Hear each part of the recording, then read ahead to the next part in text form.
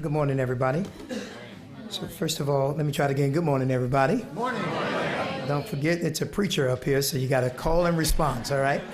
So I'm certainly grateful, first of all, that our plane landed today, and so we were able to make it here. So thank you to all of you all for allowing me to be here, and to my colleagues here today. In these 7 minutes, and it's pretty amazing, you give a preacher 7 minutes, so we're going to figure out how to work this out, and it starts right now. Here it is. Let me just say, the first thing I want you to write down and take this home with you, these thoughts. People don't care how much you know until they know how much you care. Let me say it again. People don't care how much you know until they know how much you care. I took a trip to Israel in December of 2012, and I saw a place called Natal. Natal is a post-trauma counseling center where those who live under the constant threat of violence and trauma, they go there for counseling. Light bulb goes off in my head. This is what Chicago could use. Since January of 2012, more than 2,100 people have been murdered in Chicago, not including those who have been shot or wounded. And the question we had to ask ourselves, out of all of those folks, who did or does the post-trauma counseling for those families? Whether it be the victim's family or the perpetrator's family, in most cases, nobody. And the reality is, in urban communities, particularly, but not specifically limited to African American, Black and brown communities, Black and brown people don't go to counseling for 4 reasons. Number one, they don't know the counselor. Number two, they don't trust the counselor. Number three, they don't think they can afford counseling. And then number four, most tragically, nobody wants to be labeled crazy. But let's just be all be honest in this room. All of us got a little crazy in us. I always tell people that what makes all of us be reminded that we're human is this simple question. How many of you all in this room, if you take off your research, your education, take off all of those hats and just be a person for a moment? How many of you all in this room have ever had a traumatic experience and you wish you had a trusted partner that you could talk to about that? Raise your hand. Exactly. So this is not just a Black or brown problem. It's a human problem. And that's the thing that we really wanted to focus on.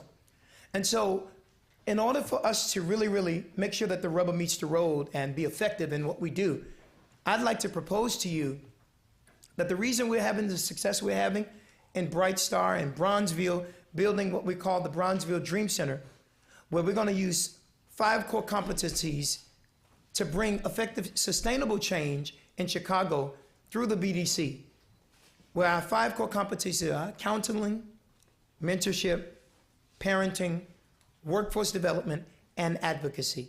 You have to use what we call the 4 C's. I already told you that I'm a preacher, so you got to somebody say the 4 C's. The 4 C's. Thank you so much for talking back to me. Here they are. Put them on the screen. First of all, you got to have concentration. And that's what we've been able to use in our community, where we're focusing on the particular community that we wanted to serve. And that community is called Bronzeville. And that concentration, it determined the kinds of services that we wanted to deliver. The second one is communication. Communication is where we're making sure that the community understands what we want to do, watch this, with them, not for them. What we want to do with them. Then the third one is collaboration. And this is rather important, where we bring all of the other partners to the table and develop together an authentic community effort from a collective impact perspective.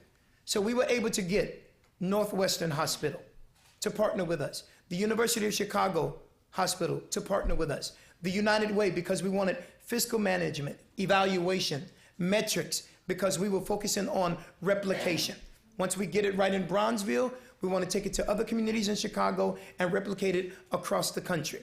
And then we had Sinai right at the same exact table. And this is where the collaboration was important. We also reached out to faith leaders.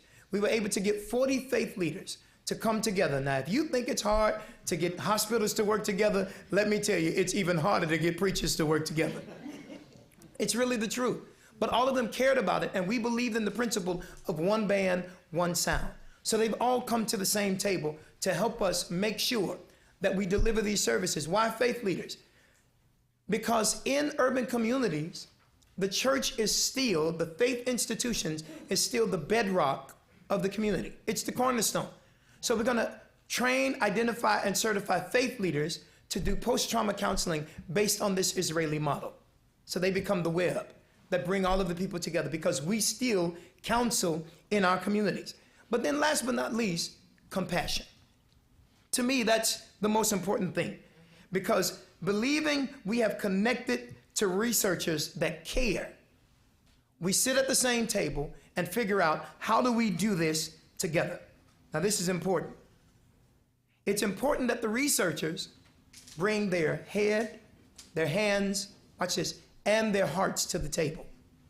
Because when you think about these individuals that you're going to serve, when you think about science, whatever you're going to use science on, imagine it being your son.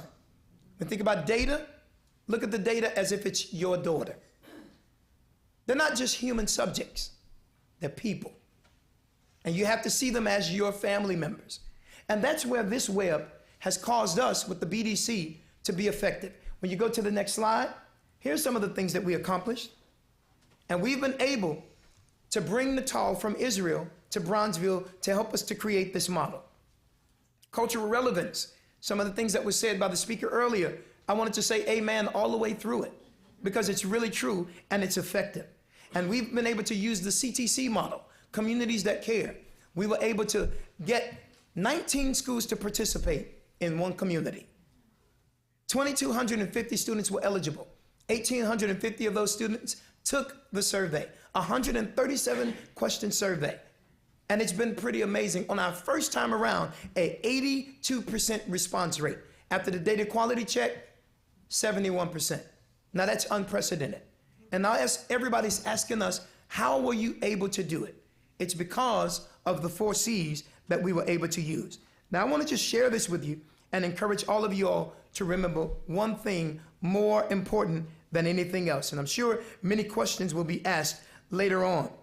But we need to understand that we need to include the people that we want to impact in the development of these programs. And that's why we're having the success that we're having. And we're excited to talk a whole lot more about the Bronzeville Dream Center, the success we've had. And this is just simply the birthing stage of the work that we're doing. Thank you.